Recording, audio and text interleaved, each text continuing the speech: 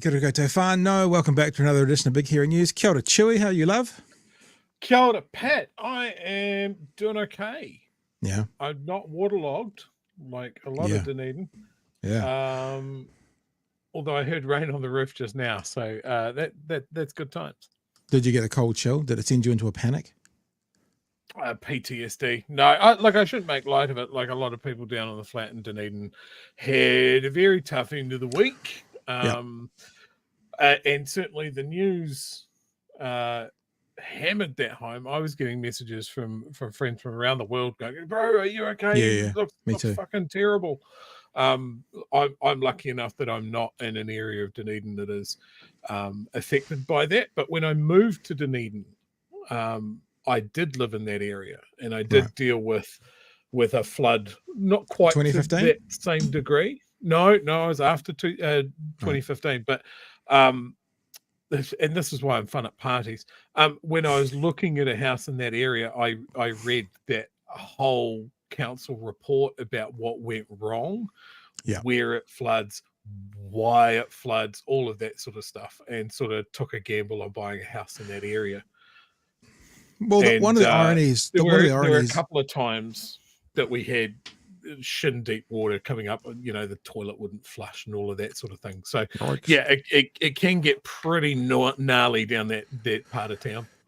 One of the ironies that 2015 has led to is one of the reasons it probably wasn't a lot worse today was what they learned in 2015, because 2015 was a lot about blocked drains and that kind of stuff. So even though the rain was worse this time around, the devastation was not as bad en masse, and I think they learned some lessons from 2015 and wouldn't let that happen again. I much like you, Chewy, I don't live in an area that got. We were like, I felt a bit bad afterwards because I don't think I downplayed it on Thursday night when I was here with Emily, because I showed some pictures so everyone could see the situation, right? But I just said, where I'm living, it kind of it's a constant light drizzle, just where I am.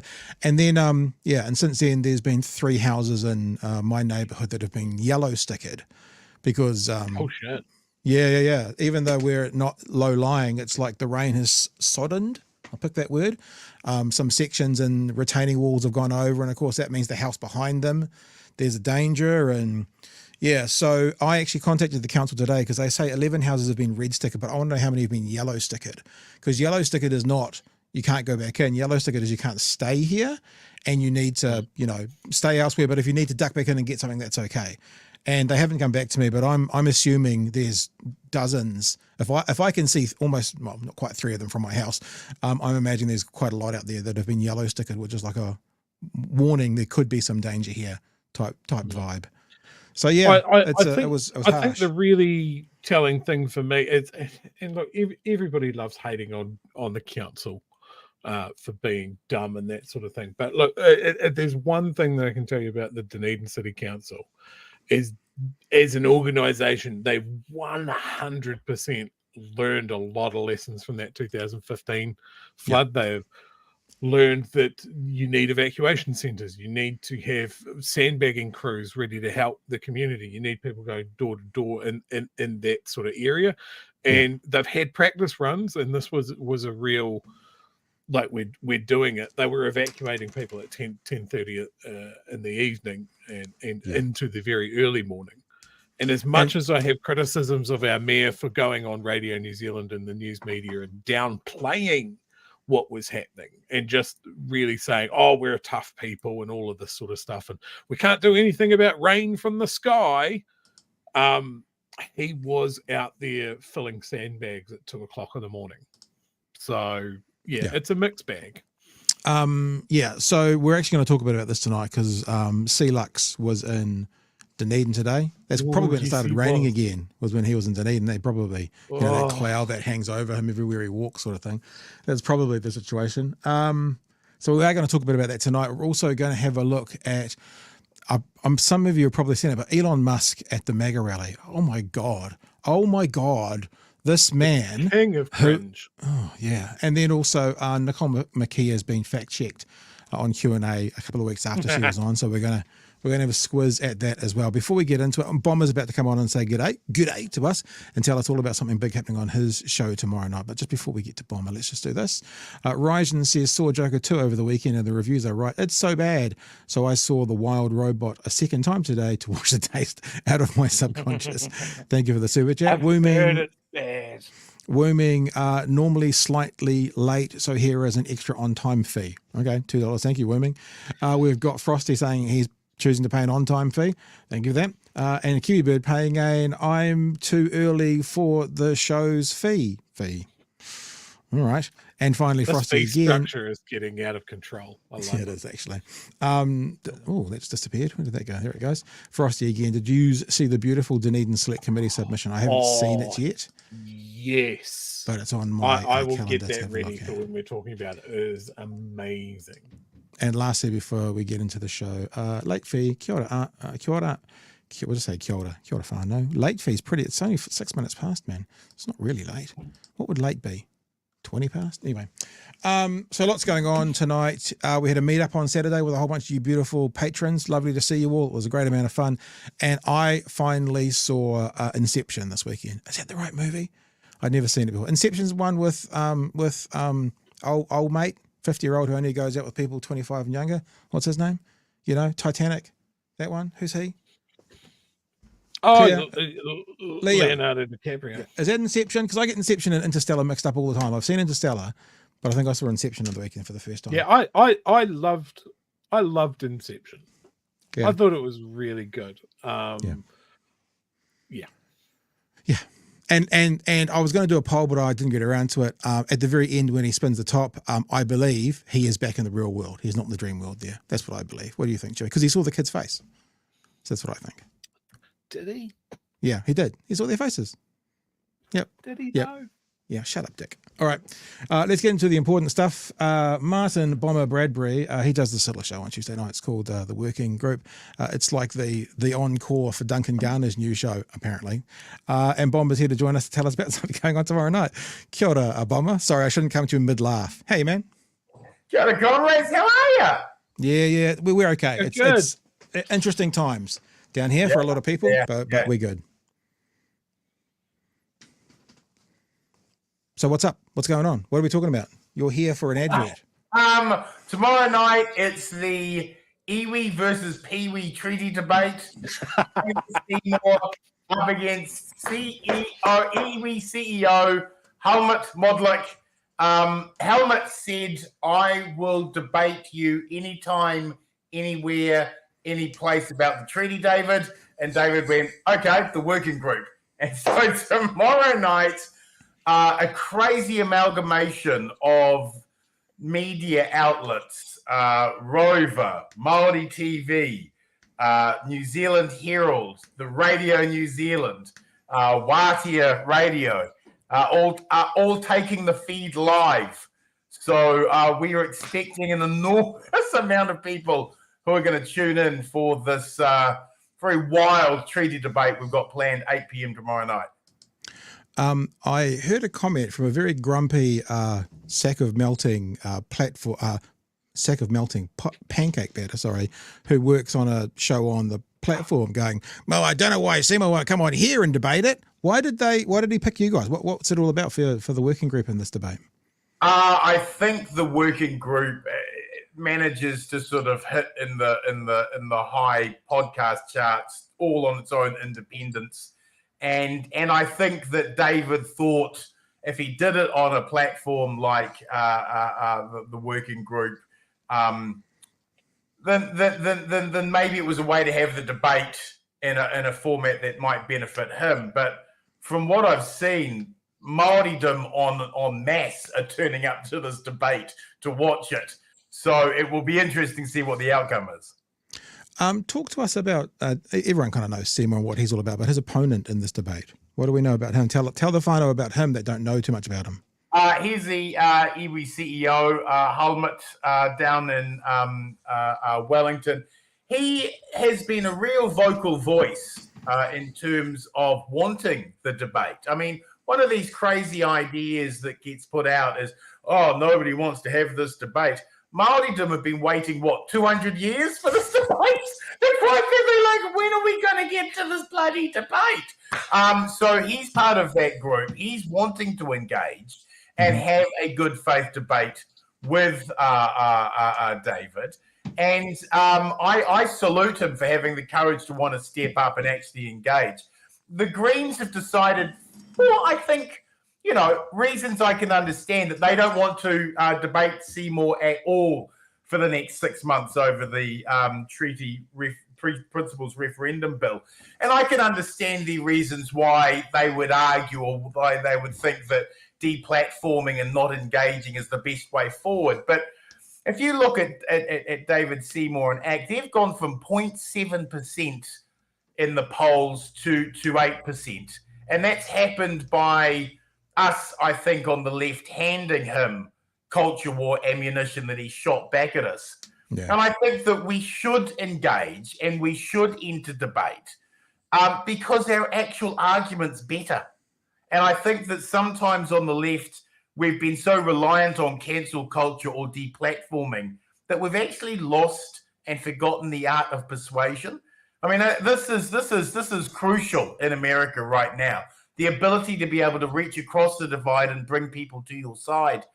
If you're not able to do that well as a movement, then you don't end up getting the majority. We've got to be better, I think, at actually engaging and getting into the debate. One of the reasons I love BHN so much and why I think they're so crucial to any possible victory in New Zealand in 2026, if you do a gender breakdown of gender, who votes where, the left have lost an enormous amount of young men to the right. And I think shows like BHN are a way of actually re-engaging those males and saying, hey, there's a place for you on the left and you can be here and it's not weird and it is actually a strong position to take. That's why you guys are so bloody instrumental, I think, to that change online. And if we're not prepared to go into the debate and if we're not prepared to engage in it, then what are we doing? Yeah. We get some breakdown from our audience from some platforms on YouTube, 80-20 male to female. Yeah. YouTube is 80-20 male to female. Right. Changes a bit on things like TikTok and that, but that one's, you can see it. So that's the secret to winning those people back to the left. If we can't bring young men back to the left, we're not going to win the 2026 election. Now, you and I have been talking for a couple of weeks about how We Can Help will be involved. You've got a little secret plan that you haven't even told me about yet. So we're going to do this live, Chewy. We're going to do this live. So now, thank you very much for offering to take over my audience while we're playing live. No, I love you for it. That's beautiful. I love you. But I was thinking, seeing as everybody else is taking it live, how about we have both you and Chewy come in as the actual working group moderators on the YouTube chat room while it's playing out live between 8 and 9, and then you can take the audience across at 9. Yeah, I think we can figure that out. We'll figure something out like that. Do that. And you're going to come on after 9 with us and have a chat about what's going on in our YouTube room. And because we've got so many people coming into this show from so many different streams across so many terrestrial and online platforms, we thought if we had you both actually as the guest moderators in YouTube in our chat room, that would be quite unique and pretty cool.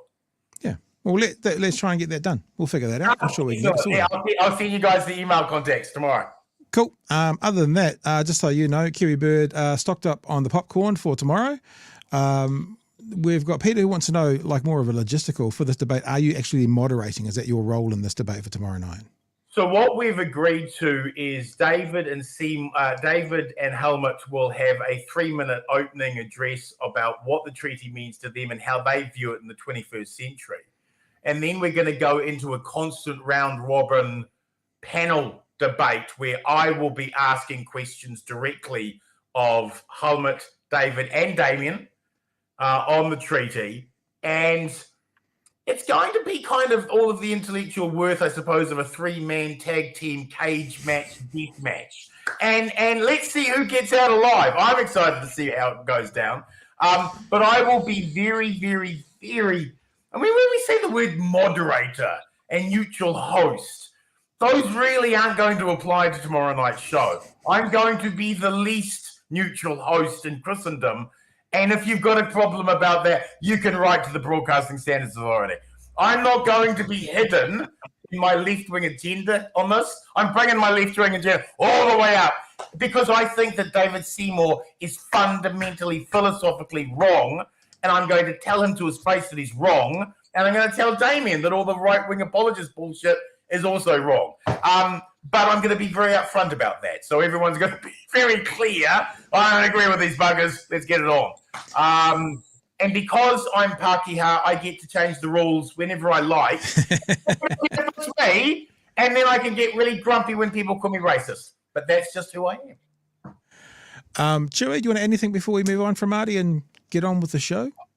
I am hanging out for this to happen. I guess the one question I have is that we know that David Seymour was hatched into a debate club straight from his egg. Does he know what he's getting himself into? I would imagine that he's feeling pretty full of himself. I've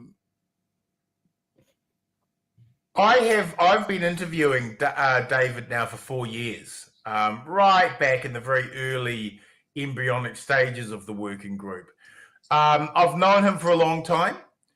He's someone who I genuinely respect from an intellectual perspective. The left have underestimated this bugger for so many years. And I've watched how he's argued, and I've watched how he's made his particular philosophical constructs. I like him because I respect his intelligence. But I think that what he is trying to promote here is so incredibly unhinged, so incredibly dangerous, and just fundamentally philosophically wrong. The entire junket, I think, is a massive scam and political stunt. And I'll be really upfront and honest with how much I think he's wrong, and will actually push a pretty hard line on any of his trickery. His Jedi mind tricks don't work on me, Chewie. Yeah. So I'm looking forward to I don't think we should fear passionate debate. We should have passionate debate. This is something we should be passionate about. The roots of who we are as a people and who we are as a nation is something to get passionate about. But I don't think that Seymour has appreciated or understood that there are many New Zealanders who actually genuinely want to have this debate, but not to limit Māori aspiration, but to see it fulfilled and to see the promise of the treaty actually honoured rather than settled. Are we going to have any way of the viewers, the punters, deciding who the winner is? Is it going to be a poll, or is it going to be voting? Absolutely will be a poll, and you will be running it. All right, dude. Hey, well, thank you for joining. Hey, Chewie, do you want to put on your glasses before we go, just so we can show people twinsies? This is Chewie. Yep. There we go. Brothers in arms. There we go. Hey, look shop at at the same shop. Exactly. My younger girlfriend. Look at that. Hey, good luck for tomorrow night, Marty. We'll be in touch. And guys, again, the BHN. I mean, it's so cool seeing people putting forward their tithes, keeping BHN online. I just think you're such an important place for news media, and you're leading the agenda when it comes to late night debate, guys. You're doing such an amazing job. All right, dude. Good luck for tomorrow night. We'll talk soon. And we'll probably see you after 9. All of that moderator stuff's worked out. Yep, no dramas. Yes. All right, dude. Champion. All the best. Thanks, buddy. So there you go, team. Tomorrow night, I was thinking at the time, 8 p.m, where people want to check it out. Kiwi Bird says, I see Karl Marx in the background and I approve. That was in Bombers one. Stephen says P. Diddy cohabitated with Leonardo DiCaprio. Okay. Citizen Gold, if he's wanting a good faith debate, Seymour is the wrong opponent. There is a good case to be made that he's the worst example of a human out there. That was quite lovely, the way you turned it into the same old. Same old. Ha Karen Funkit. Gonna hate that. Ha. Darcy says, kia ora here whānau. I mihi to you for all the incredible mahi you do for us each and every night. Have you guys heard about the Pākehā Queen? I have not. Chewie, have you heard about the Pākehā Queen? I have not. All right. put that in my notes to do some research on. Mr. Arvid says, don't pull a Matthew Tukaki. He was soft on Brash face to face. Yeah, when he went in there, I think you're right too. But he had a reason to get him in, I guess. David Seymour and Ronald Reagan showed that actors could never be politicians. Seymour's first job was acting as a young Sir Edmund Hillary. And Really? I didn't know that. Yeah, I didn't Taffany. know that. Not just the man of the international man of a pun, but also dropping some knowledge there. All right, guys. Yes. So there we go. We're into it. Tomorrow night, we'll see how that all works out. And I'll say that Bomb is going to be here, but Chewy, you know how if you've had a big night at work or a big debate, it may not happen. I'm sure he'll try to. We'll send him the link and we'll try and get him on once we start up at 9 o'clock as well. And yeah, I'm sure, I think a part of the way they operate is it has to go only from 8 till 9 because I think they link it in with something else as well. So we'll be able to be here at 9. I think as well, this whole thing of Seymour going, nobody wants us to have this debate. No, it's not that. I think he's got that fundamentally wrong. Like, I think Bomber nailed it. There's a lot of us that want to have a debate that's centered around us evening the scales for Māori and having more input for Māori than we've had up until now. We want to have that debate. Yeah. That's not where David Seymour's coming from. So that's what he's taking resistance from people wanting to hear from him or not wanting to hear from him, I should say, as pushback against the whole thing. Yeah, it's probably, as Chloe says, this debate is valid. It's the binary option at the end that's not. So it is actually that no one wants to have this debate. In other words, the way that Seymour's doing it. But what we shouldn't be saying is no one wants to have this conversation in an ethical, open, transparent way to see where that could lead. You know what I'm saying? You know what I'm saying? All right. We good to go? Yeah. You were looking pensive there for a moment, a bit of a furrowed brow. Everything good? Oh, yeah, just spotted something in the chat that made me go, oh, you had me in the first half, you lost me in the second. Right. Someone going, Reagan and Zelensky are good examples of why actors shouldn't be politicians. You might be right in the first. I disagree a lot in the second. As you know, Whānau, it's been a pretty rough few days for a lot of people in Dunedin. I want to go through some of the things that have happened in the last wee while, and we're tying this into the government's response to this, because see Lux, oh look, Chewy's taking this top off. It's getting serious now, folks. Oi, revving up. Because Luxon was in town today, and we want to talk about national and the national-led government's response to the floods and also to Dunedin Hospital. And I know this is very Dunedin-centric for a lot of you guys outside of it, but this is also emblematic of how they're operating in so many areas. Need we say more? Ferries? You know, so this is not just about Dunedin. This is about how national is leading this government. So we finished up a show here on Thursday night, and not long after that Thursday night, in fact, 12:39 in the AM Friday morning, Mayor Jules Radich had declared a state of emergency for Dunedin in response to heavy rainfall and flooding in the area. So basically, people would wake up on Friday morning and understand that Dunedin was in a state of emergency. Now, that state of emergency finished, I think, on Sunday morning, right? So what I found particularly interesting about how this government operates and runs the country is about 19 hours after that, the response from our Prime Minister was to tell the whole of the country that he was off to the Kiwi Indian Hall of Fame Awards in a PR exercise that I think couldn't have had any less sense around it, Chewy. So there's the Prime Minister. We're in a state of emergency in one part of our country. People are literally trying to bail out their houses.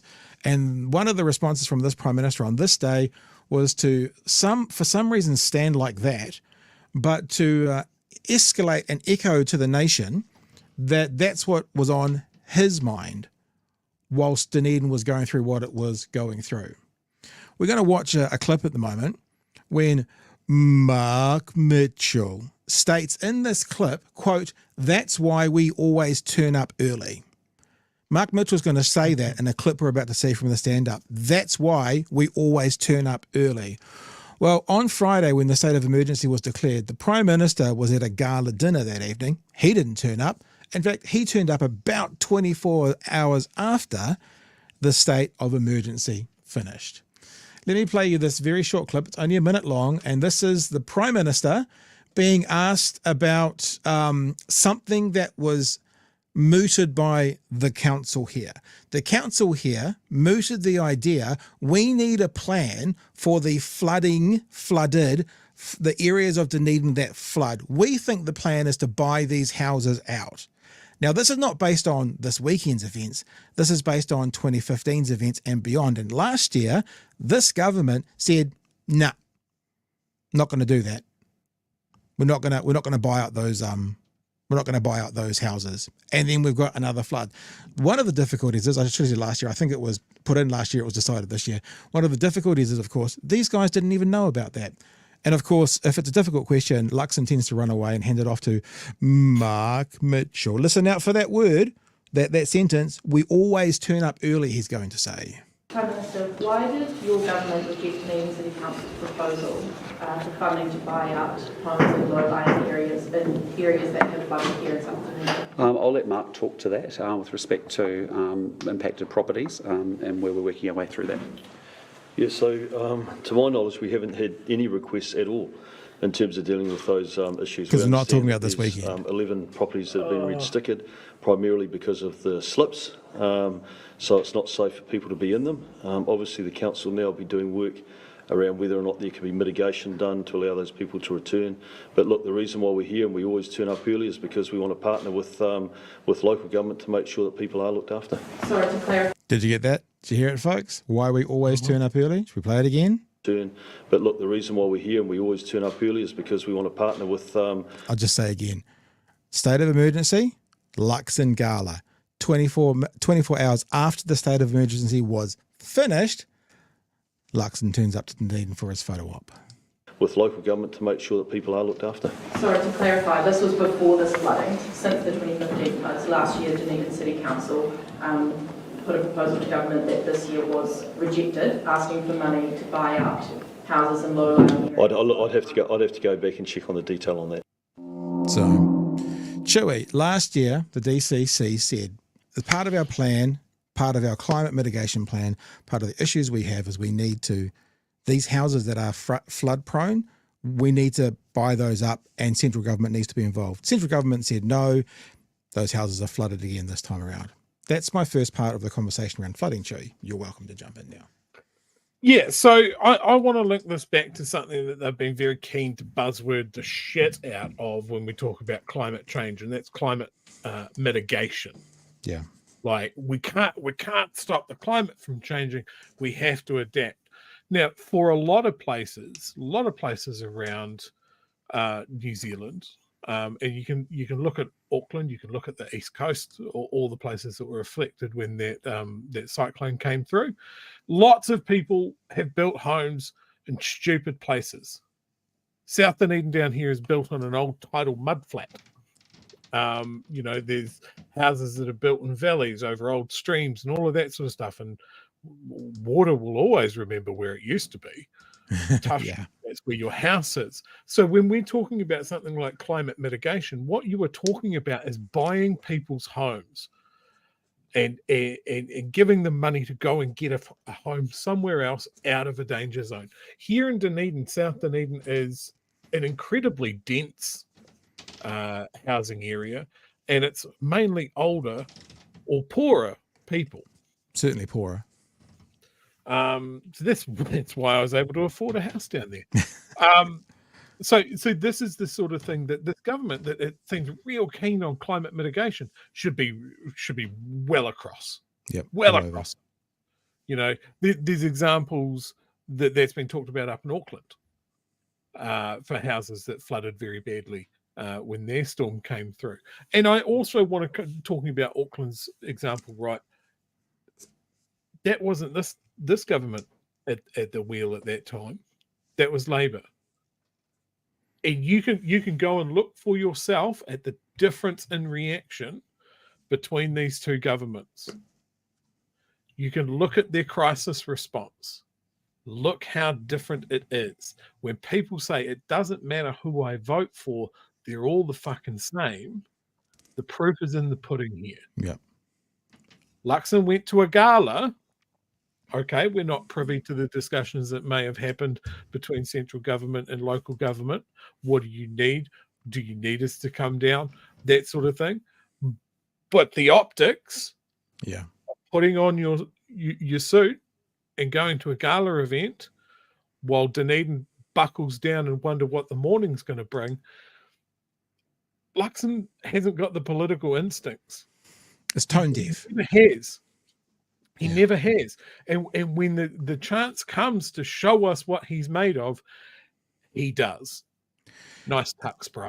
Yeah. And just the messaging.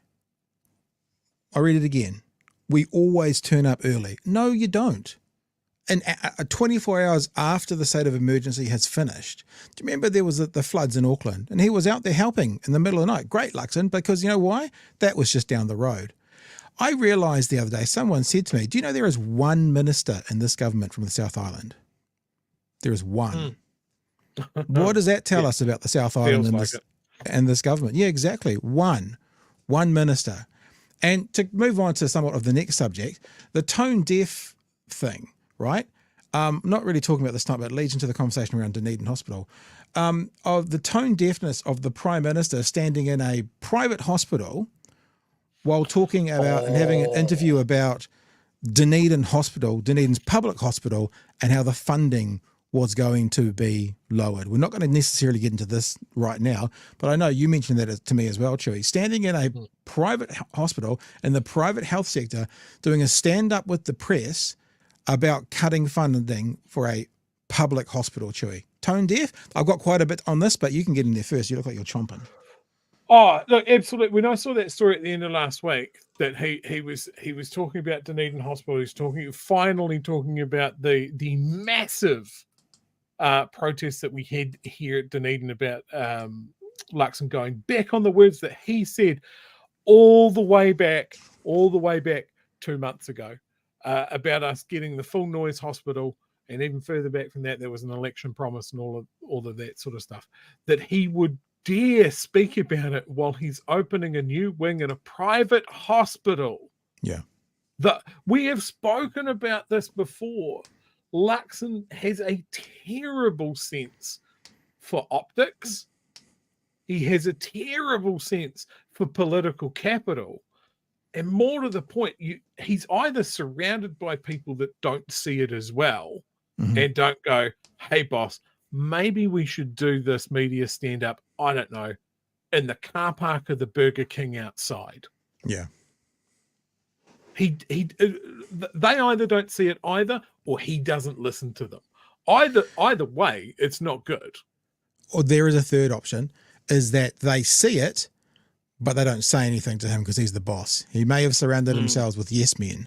I mean, it must be one of the hardest or worst jobs in the country to be on his maybe PR team or maybe his social media team. They can make him do silly little TikToks where he sticks his tongue out like a 13-year-old girl, but actually thinking about the optics of something and the tone deaf nature of what you're telling people in Dunedin.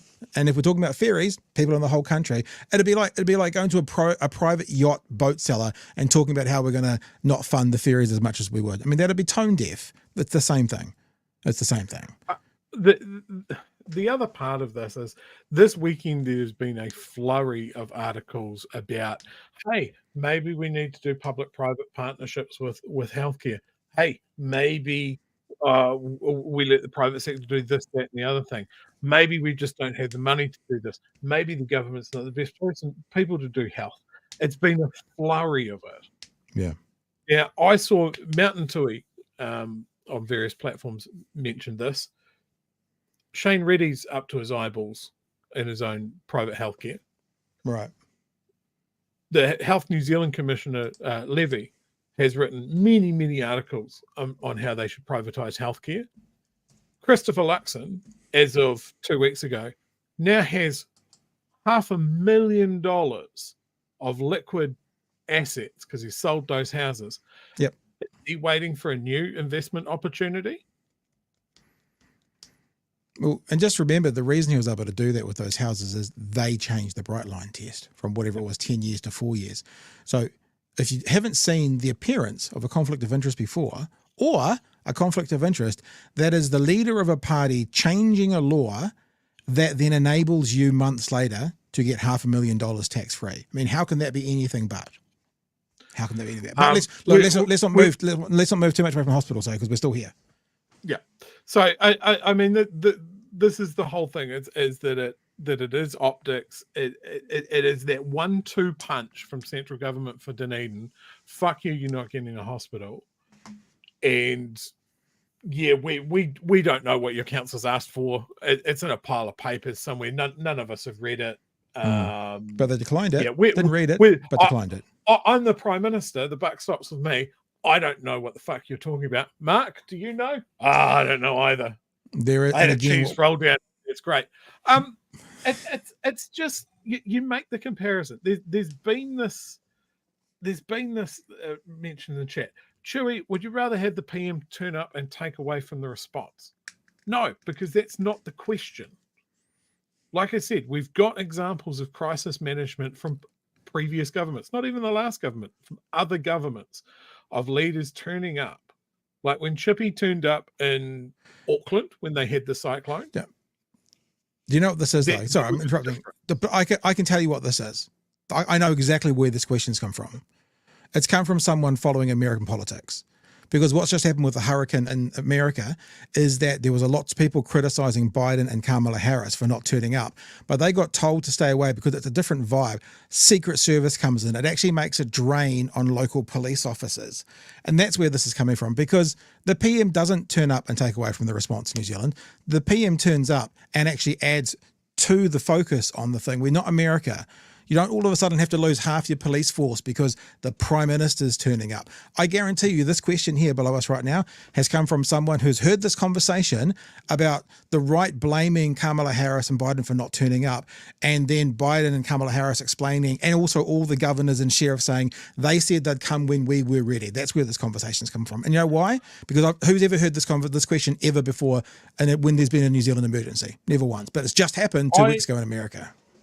I am not even suggesting that what we wanted was Christopher Luxon to fucking turn up in the middle of a storm and start filling in sandbags, although that would have been amazing political capital for him if he decided to.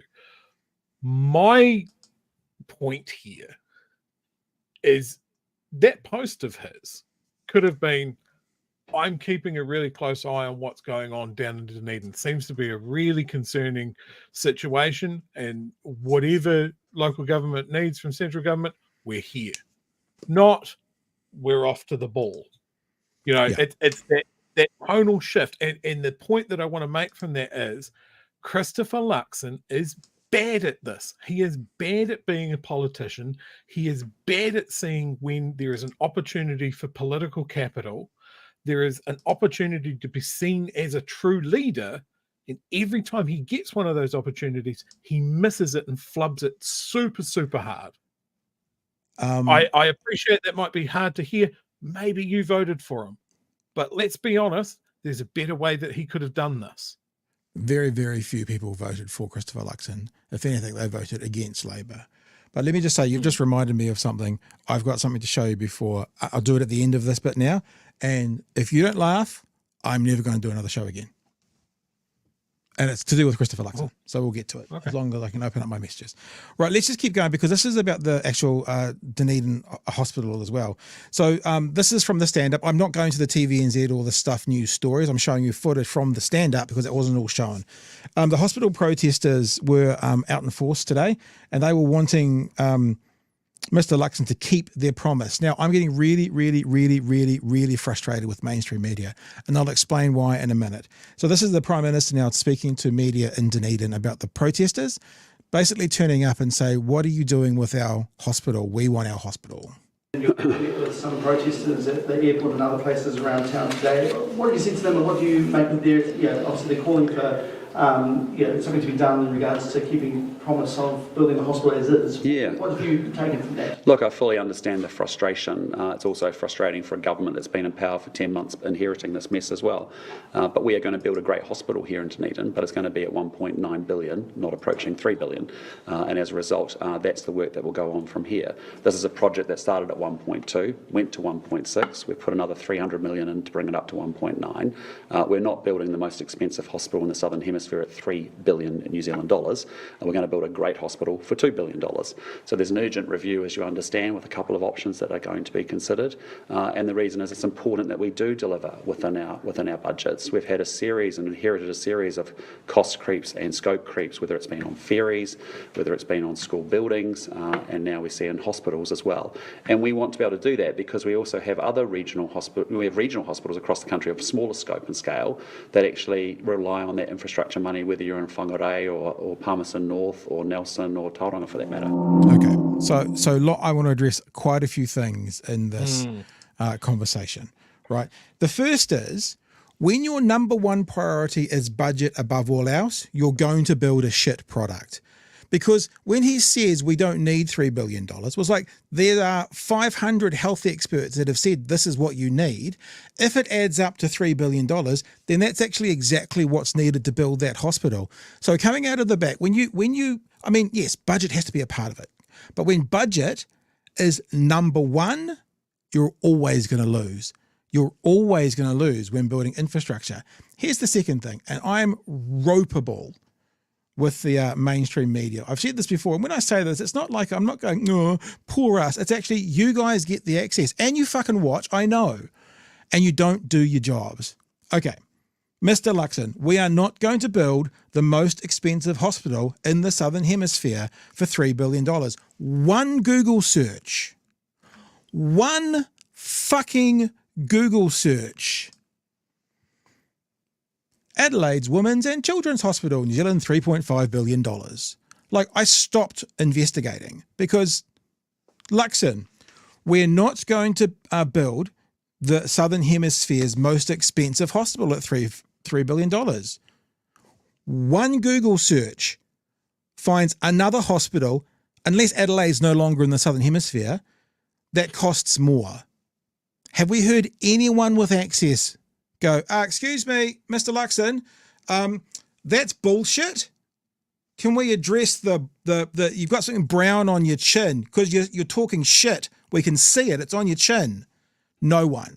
So then I started to think, why is this guy so determined to focus on the Southern Hemisphere? Let's say he's right, Chewy. Let's say that there wasn't one Google search which proved him wrong. Let's say he's right. Why would the Southern Hemisphere matter? Why? Is it because possibly countries that are similar sizes to us spend far more than $3 billion? Let's have a look at Ireland, for example. Ireland is almost exactly the same population as New Zealand. Almost exactly the same. In fact, when one person leaves here, one person leaves there. It's almost exactly the same. Ireland, the hospital they're building at the moment, 4.4 billion New Zealand dollars, Chewy. 4.4 billion New Zealand dollars. So it's not the most expensive hospital build in the Southern Hemisphere. And looking at other countries of a similar size to us, they're spending more. Now, what happened today, Chewy, is the National Party bootlickers came out and started going, Dunedin, 135,000 people, Adelaide, 1.3 million. No. That's not what Luxon said. He didn't say we're not going to build the most expensive hospital in the Southern Hemisphere per capita. He didn't say that, so you can't play that game. He said, carte blanche, we are not going to build the most expensive hospital in the Southern Hemisphere. Those are the words. That is the metric he has put out there. That is the metric we are measuring him by, other than Chewy. Even if it was the most expensive hospital build in the Southern Hemisphere, if it's what the region needs for the next 100 years. It's not an excuse. It's not an excuse. It's a deviation away from the point to try and say to all his voters, look how these people want us to waste your tax dollars. By the way, landlords, here's $3 billion. By the way, top 1%, here's $14 billion of tax breaks. I'm fucking furious about this whole thing, and I've got more to go, so you better go now. Yeah, look, what we saw on his visit today is definitely the new talking point. We're not spending $3 billion, a number that has heavily been pushed back on. Yeah. And heavily disproved because they've padded it with a whole bunch of shit that's not in the scope of the new hospital anyway. And we're not going to spend the most of a hospital in the Southern Hemisphere, which you have just disproved for them there as well. One Google search. You're going to get an excellent hospital for $2 billion. Now, that's not for the purpose. That clinicians haven't said this is what we need. Clinicians have told us what we need. This is what's fit for purpose. Oh, okay. You know what, Joey? I was going to buy a car, and the car that I needed was to go up a really steep hill, and I needed a 4-wheel drive. Unfortunately, the 4-wheel drive car was $3,000 more than the budget I had. So I bought a 2-wheel car. So I got a good 2-wheel car, but guess what? It didn't fucking climb up the hill. It wasn't fit for purpose. Sorry. So this is the question that I want the media to ask whenever that gets trotted out. 1.9 billion, 2 billion, whatever he's going to say, you can get a great hospital for $2 billion.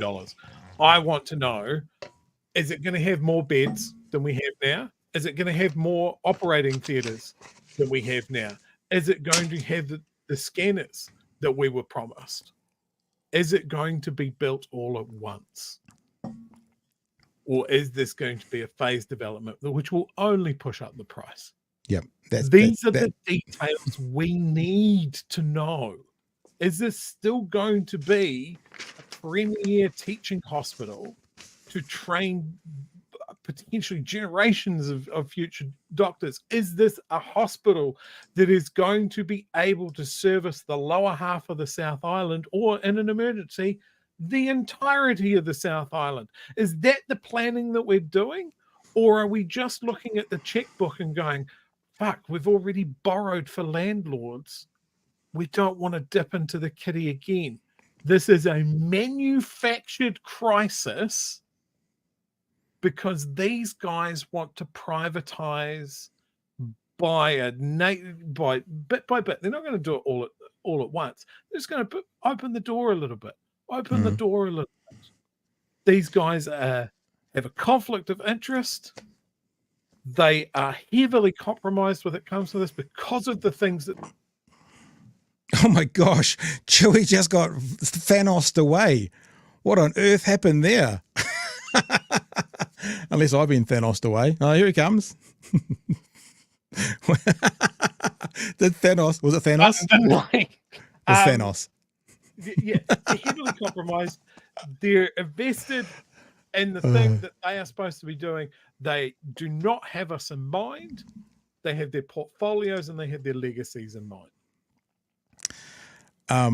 Okay, we're gonna keep going. That was very funny. There's 2 more clips. I'm going to play them back to back, Joey, or else we'll never get to the end of this. Another clip here from the stand-up where he's basically been asked, "Can you deliver what you promised?" And another talking point, right? And we've done this so much with the inner city rail link for Auckland and stuff. When they say nothing happened. Nothing happened in the previous term. Really? Okay, we'll have a look at that. So here's another question, and it's all about delivering what you promised. Hospital. Promised that 35,000 people turned out to protest the cuts to the Dunedin hospital. Are you confident you can deliver what was promised within a $1.9 billion package? Yeah, look, I get the frustration, how frustrated you think I feel. I've been leading a government for 10 months. The previous administration had... And the bloody media keeps asking me these kinds of questions. But that's not how it's supposed to work. I was a CEO. No one ever questioned me. The previous administration had 6 years to get this done and nothing happened. Nothing happened. Consequence. So the bottom line is we are going to build things in this country. You've seen us announce our fast-track legislation yesterday. We are over it. We need to get things moving. We need to get things built. We need to get things started. So for $1.9 billion, we're going to build a good hospital down here in the south. Don't worry about that. But you do not... We are worried about that. And actually, every taxpayer should be worried about that, you building a not fit for purpose one, and then there having to be upgrades and add-ons in 10 years from now. We're worried about it. We do not need $3 billion and a massive cost overrun, which means we can't then support other infrastructure that we desperately need in healthcare across other regional centres. So we don't need $3 billion. Again, if 500 clinicians have turned on to what we need, and if what we need by the experts reaches $3 billion, then we do. Sorry, just because you want to have a budget and you're like, we don't need that for a hospital. We don't need it for a hospital, but for this hospital, if that's what the clinicians have said and that's the total, then yes, we do. Okay, nothing's happened. I'm really tired about this from this talking point government as well. Nothing's happened, right? And like we've said before, when you're building a house, the first year of the section, it looks like nothing's happening. But what's happening in the background is surveys are doing their thing, architects are doing their thing. You're picking and you're choosing. There's lots of work going on contributing to the build. Nothing happened. Like really? Well, 2015, the Ministry of Health appointed Southern Partnership Group to lead hospital redevelopment. It's under national. It released business cases for two options, both estimated to be between 1.2 and 1.4 billion. 2017. So this is, well, if it was mid-year, it would have been national. So it was national Labor changeover, political buy-in. 2018, Labor, site selection. 2019, Labor, drilling and digging. 2020, Labor, demolition works begin. 2021, contracts were negotiated for the next planning and stages design. 2020, you can see it goes on and on and on. So maybe there wasn't a wall erected. But to say nothing happened, it's the same as the inner city rail. Nothing happened. No, actually, lots of things happened. Just because a metre of line hadn't been laid, there was lots of other things happening in that time period to get to the end where then we could start laying lines of rail or building walls of a hospital. And again, media, stop it. If he says it, nothing happened. So what about the drilling and digging in 2019? What? That's something, isn't it? Didn't they need to do that before they built a wall? Yes, so things were happening. Last clip, Joey, and then you can jump back in. And you actually said something really interesting, which you talked about how the delay will increase costs. It's the exact question that comes up here, and Luxon gets a bit pissy. And he almost goes, well, why didn't you talk to Labor about that? Almost. He stops himself, but you can tell it's in his brain. Have a listen. Why is the government Last one, guys. Why has the government suggested retrofitting the hospital then repeated studies have shown it'd be more expensive and take more time to do? Yeah, look, again, well, all we're doing is we've had a project blowout from 1.2 billion to 3 billion, approaching $3 billion. And as a result, we're doing a very quick, taking urgent advice about whether we do staged at the old facility or scale back at the new facility, new site. We'll look at both those options. We'll come back with a decision very... Sorry? Wouldn't delay Already done that. Sorry, say that again. I missed the question. Wouldn't delay increase the costs? Wouldn't delay increase the prices is the question. Well, again, we're going to move through that process very quickly, but I think if you felt that way so strongly, maybe over the last 6 years, we could have seen a lot more progress. So this is a government that's going to get things done. He nearly said it. If you felt so strongly over the last 6 years, you could have asked Labor about it, but he pulled himself back. Didn't quite go there. We're going to build a great hospital. We've got to do it for 1.9 billion. It'll be then one of the most expensive hospitals in the Southern Hemisphere. That's it? One of?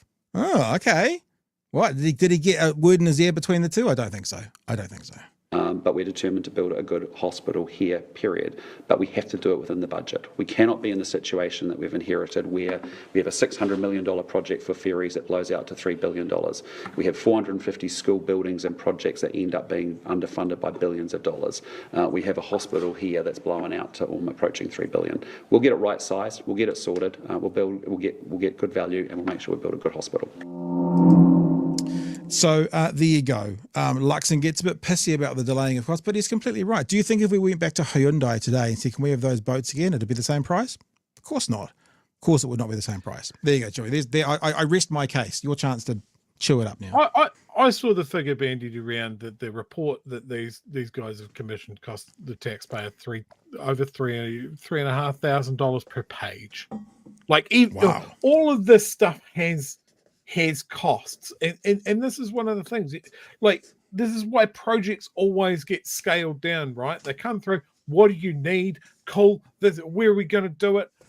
This is what it looks like. I don't know if we're going to get away with that. We'll scale it back, scale it back, scale it back, scale it back. Like these guys, they probably want to cut the ribbon on a new hospital. maybe if we scale it back, it'll get done quicker. But the fact is that they're going back over their own words and their own planning. Retrofitting the old hospital was ruled out really early because it is leaking. The building is at the end of its useful life 20 years ago. Yeah. I read a story today of they were operating on a dude and brown water started coming out of the roof and they had to basically throw a sheet over him and move him to another theatre halfway through operating on him. What the fuck are we doing? He wants to play games of, no, we're going to blame the other guys, and Dunedin's being greedy. If they get everything that they want, then Nelson doesn't get a hospital. They want to play us off against each other. Nobody has ever complained, wow, this hospital cost a lot of money, but God, it's lasted us decades and decades and decades. My son was born there and my grandkid was born there, and it was been so good. My friend's wife gave birth there. Across the hall there was a room that was barricaded off for asbestos contamination. For fuck's sake, has he stepped foot in that hospital? Has he gone to talk to the people that have to work in it? I would say no. Like 35,000 people marched for this, and he just seems to want to brush it away and go, oh, I'm just as frustrated as you guys. No, you fucking aren't. No, you don't live here. You won't use this hospital. You're not on a waiting list for anything. You don't have a friend or family member in here. You're not as frustrated as the rest of us. Don't piss in my cornflakes and tell me it's milk. It's fucking bullshit. Hey, one other thing, Chewy. He said in that clip as well, 1.9 will still be one of the most expensive hospitals.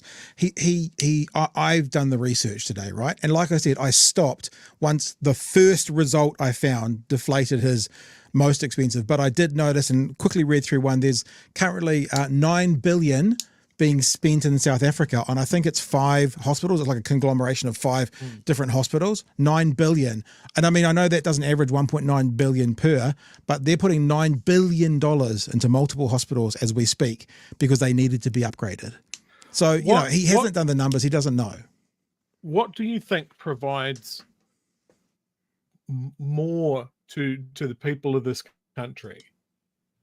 A brand new hospital that will suit an entire region of this country for decades to come, that will train teachers and nurses for all of the other hospitals for decades to come.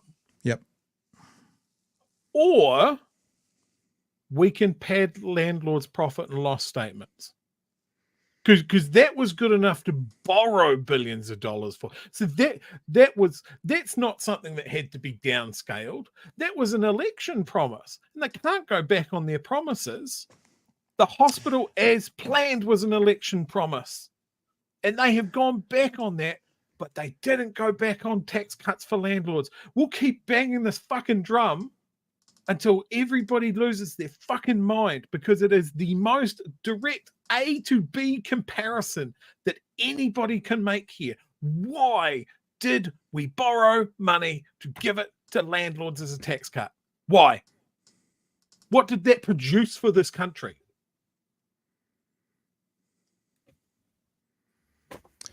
I've got a clip to show you now. I promised you all that I'd give you a laugh at the end.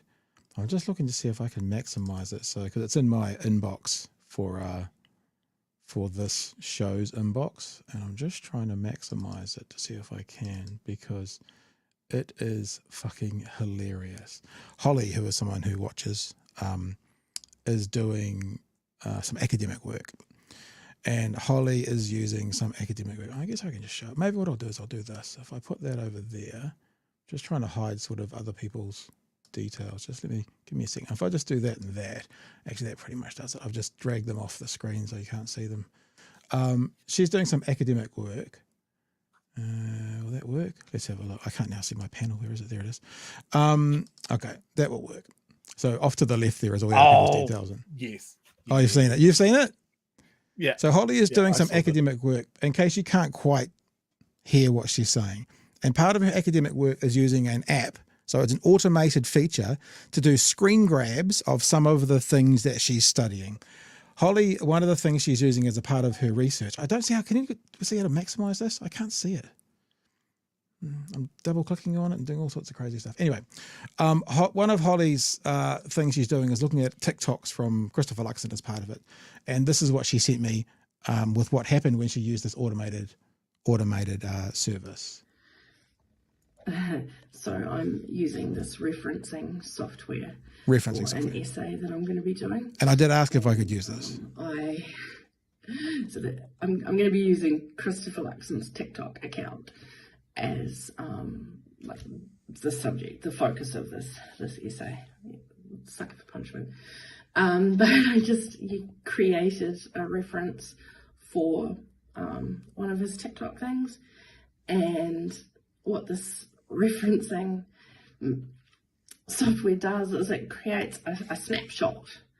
But for some strange reason, Christopher Luxon's So you got that, its own snapshot. Snapshot is quite wildly skewed, and I don't think I'll ever get over it. So here is the wildly skewed snapshot of Christopher Luxon's TikTok.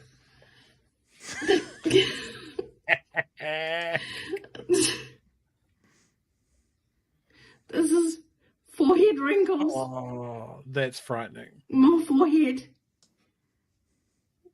Eyebrows. It's just crazy. Look at the state of it. The absolute state of it. My favorite bit is the two teeth. That's my favorite bit, actually. It looks like Patrick from Patrick Star. Morning skincare routine of this gigantic thumb of a man. Look how much forehead there is. It's a 6 head, maybe an 8 head. And then it comes to that. Southern Hemisphere's largest head. Oh, best thing today.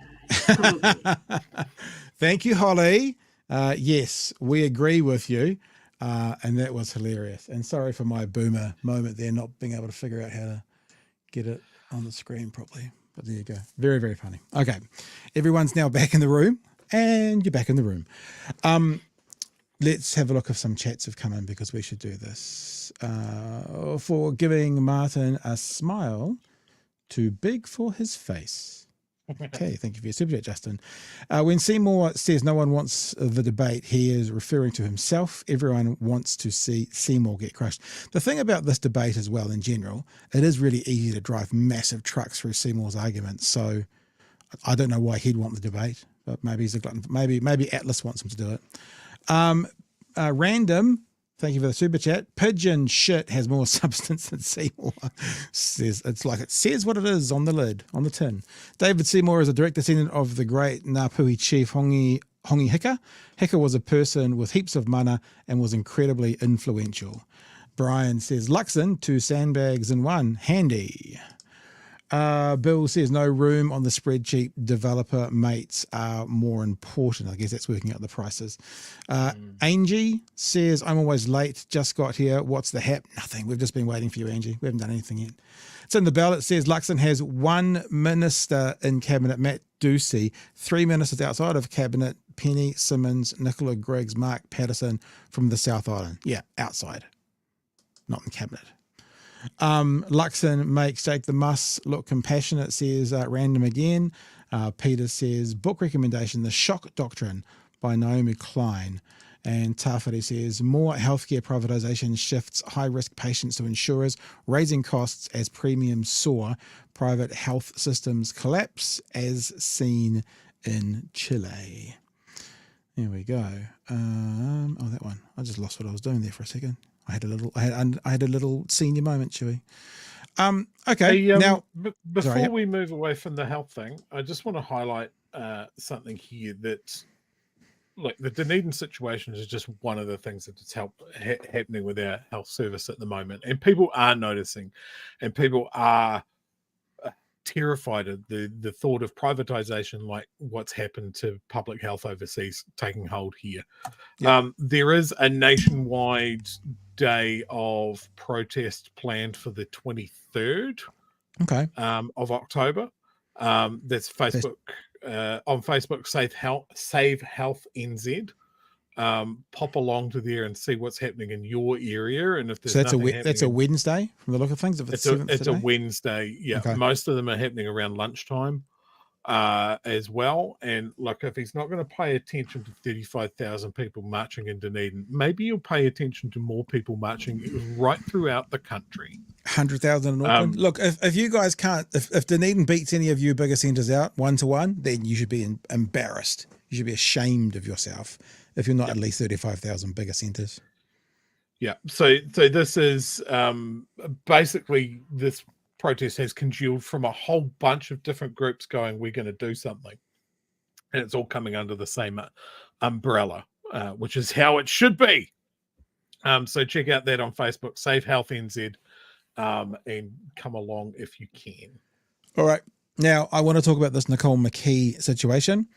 I had the video from the whole 6-minute video from Q&A, but I actually, because of timing tonight, and we don't want to be here till midnight, what we'll do is we'll play the TVNZ news item, which was on last night, but it features all the information that was found on Q&A. So you can go to the Q&A website on YouTube and look at the 6-minute bit that Jack did.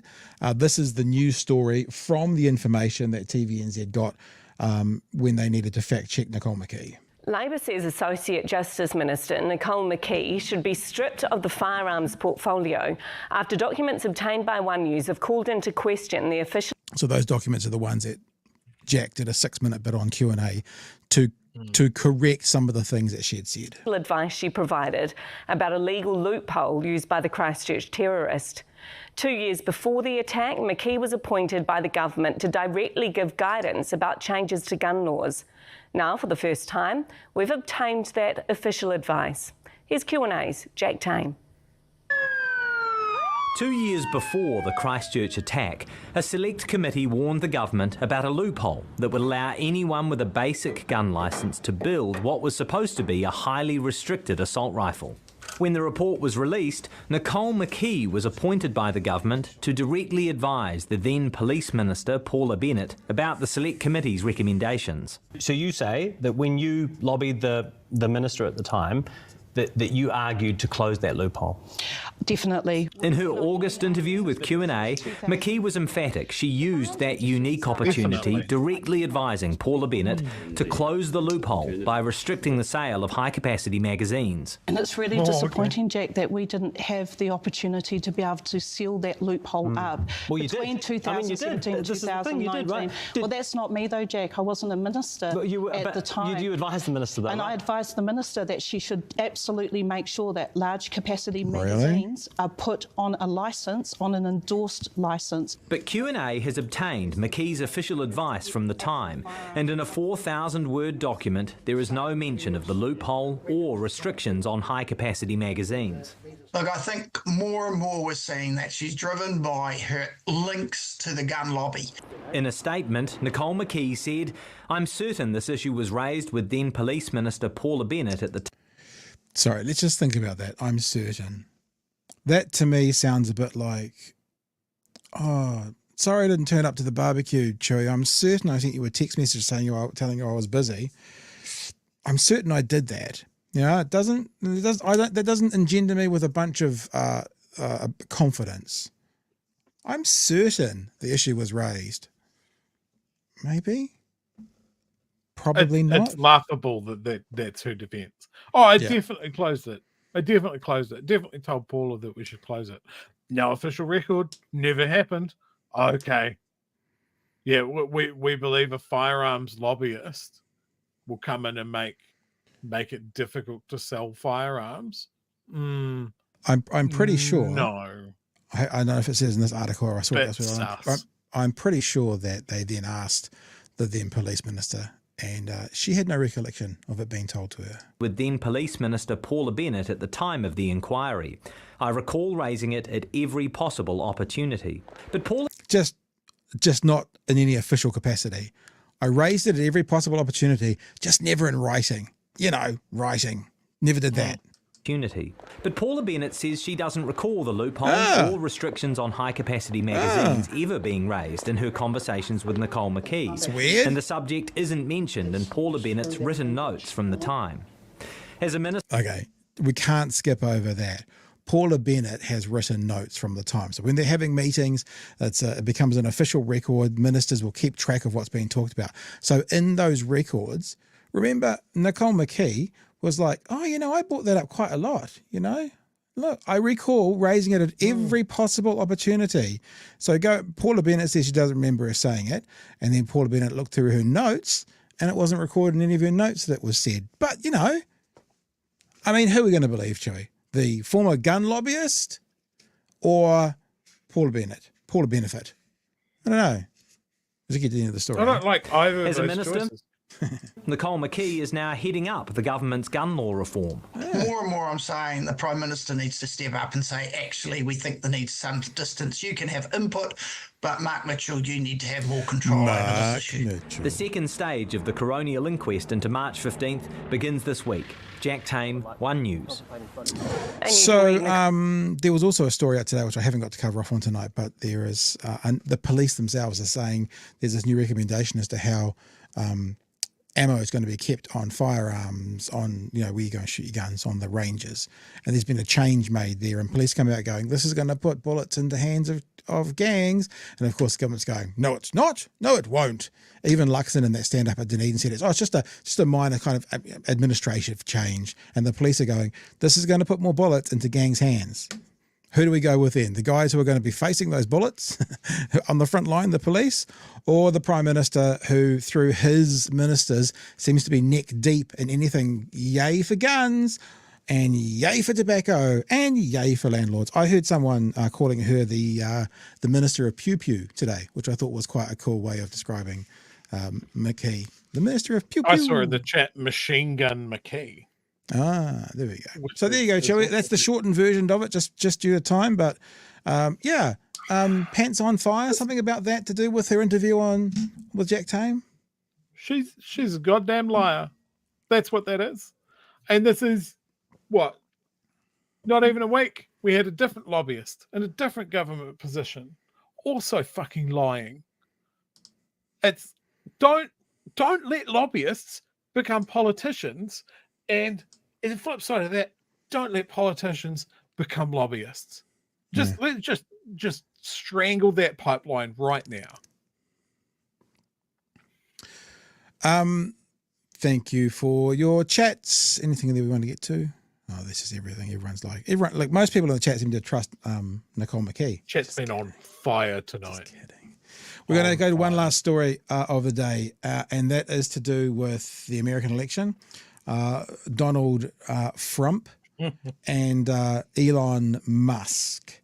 A very bizarre situation. Again, I had all sorts of clips to play here. I've got the full 6-minute one as well, but we won't do it for time. The conversation with Elon Musk. Now, to be honest, the message that if you watch the full 6-minute clip, the message that Elon Musk said maybe 10 times was make sure you register to vote and go out and vote. I'm on board with that message. Not a problem. But we'll talk about this after this clip. But many on the right weren't on board with that message when Taylor Swift said it. But Elon Musk is saying it now. So let's just see a few highlights with speech marks around them. Highlights from when and this dancing when he came on stage and the jumping up in the air, yay, that he does. It's out there. But let's have a look. His name is Elon Musk. He saved free speech. He created what? So many different great things. Where is he? Come on up here, Elon. He created the first major American car company in generations, and his rocket company is the only reason we can now send American astronauts into space. Come here. Just the take over, Elon. Yes, take over. And we had one president who couldn't climb a flight of stairs, and another who was fist pumping after getting shot. Fight, fight, fight. blood coming down the face. The other side wants to take away your freedom of speech. They want to take away your right to bear arms.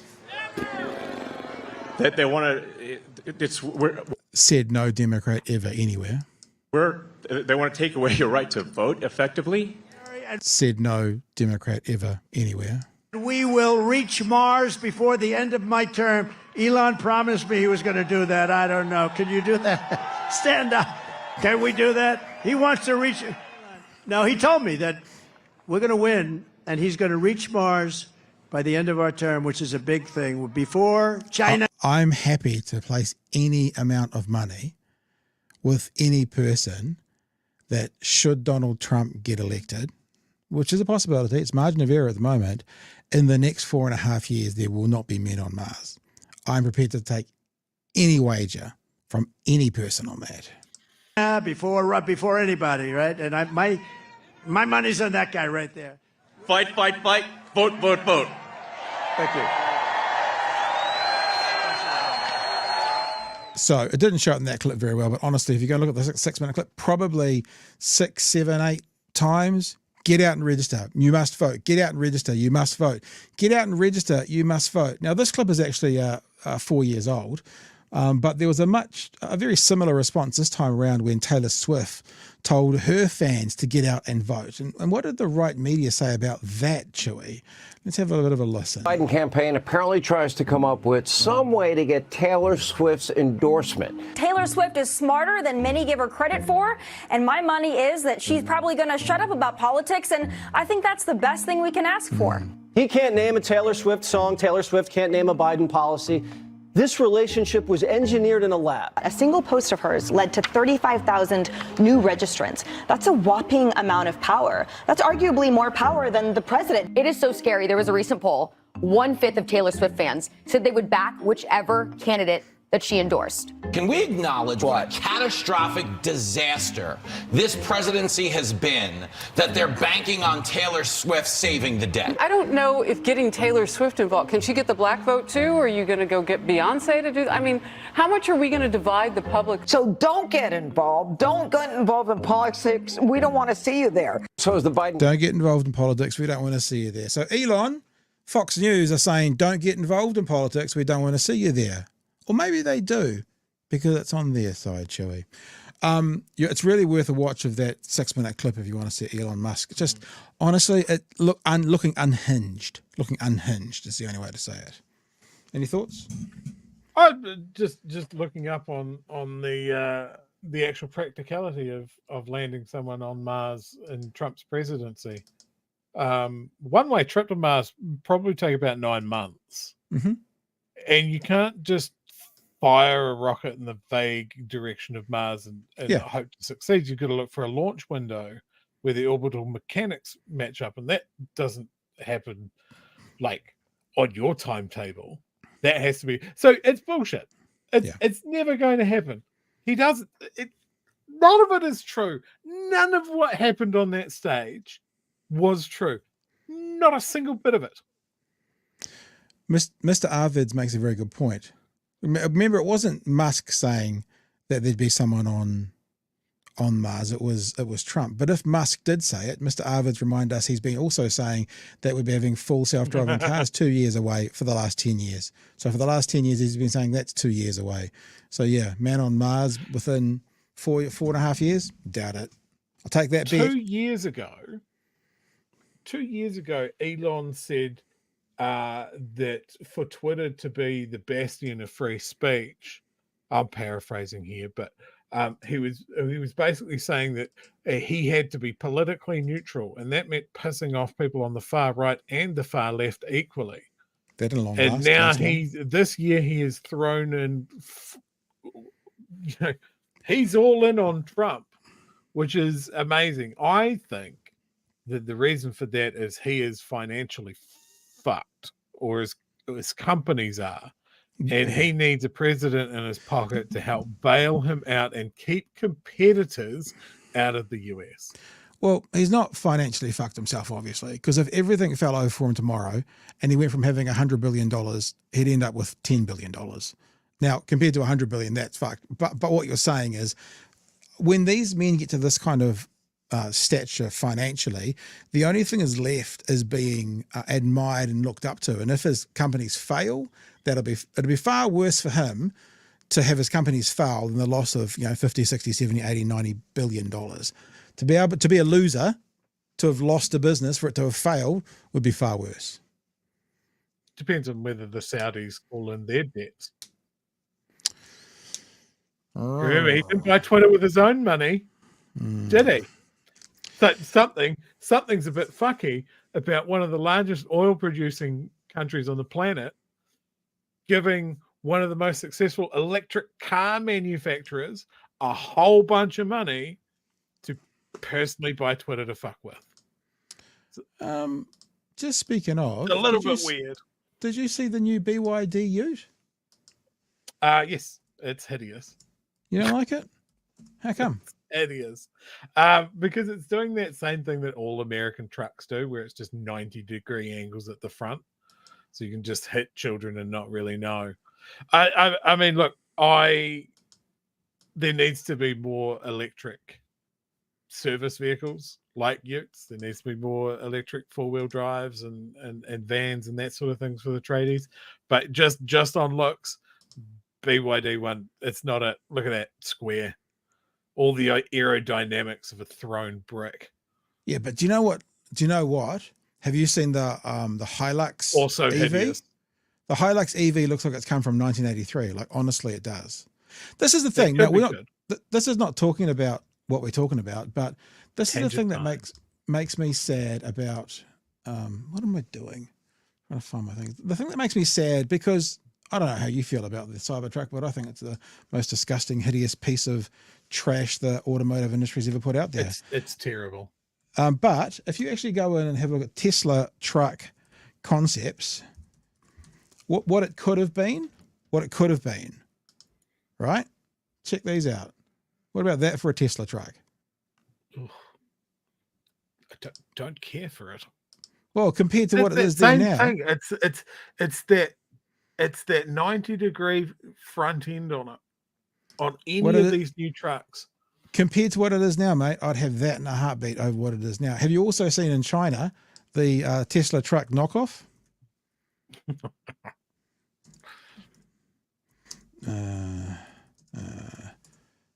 Let me see it. Here, this will be it. There it is there. It's actually far better looking than the Tesla with better things. I don't actually like it that much myself. Oh, but Christ. But compared to yeah, people who like trucks. See, this is what Elon is afraid of, because the Chinese have gone full EV. Yeah.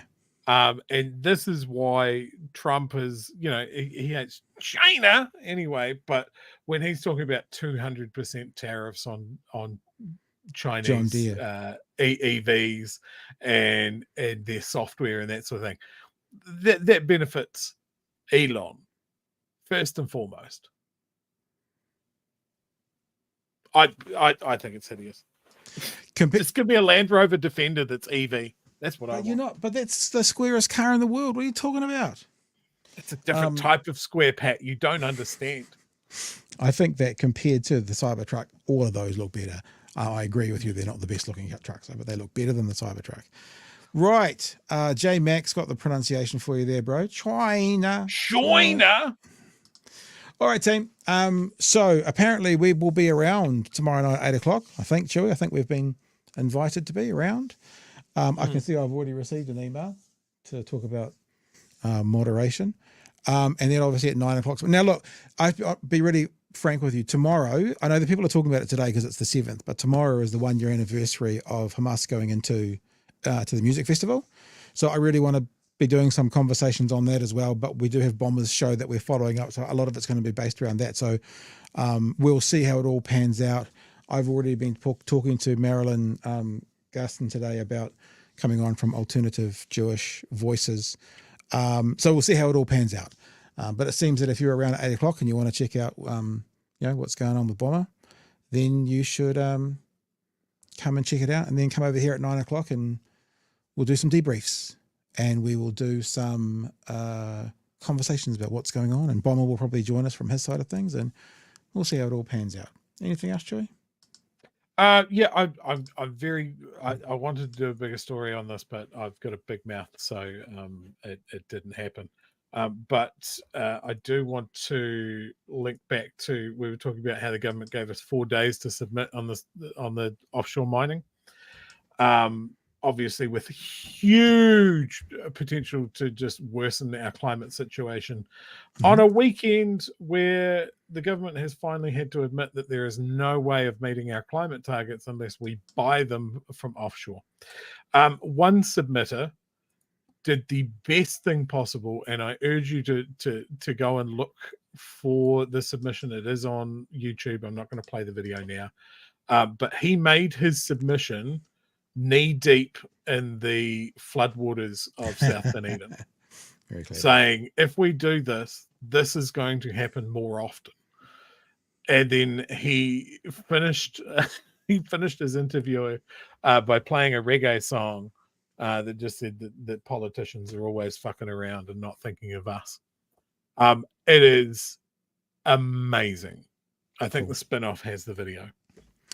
Sounds like we might have to get some local Dunedinite on who's got some creative stuff around him. Yep. Very cool. Cora's All right, Politician. Tame. That's the song that he played. We are going to see you back again here tomorrow night from 9 p.m. for another edition of Big Hairy News.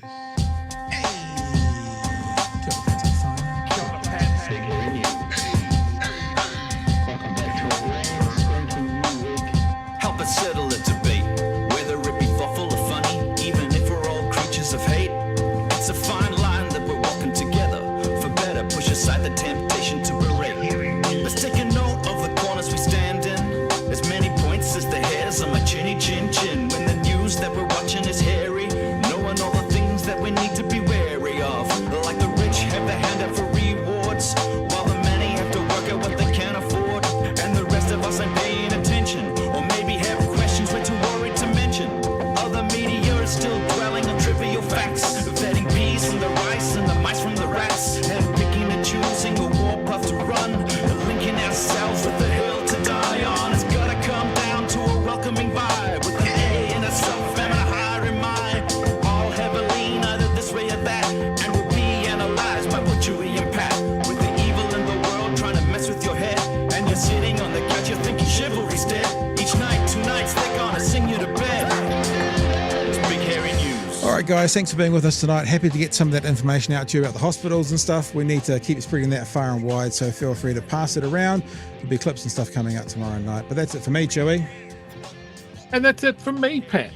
All right, well, we'll see you tomorrow night, lurking around 8 o'clock for Bomber's debate, and then we'll see you back here live at 9 p.m. for another edition of Big Hairy News. Hooroo! Cheers, fam.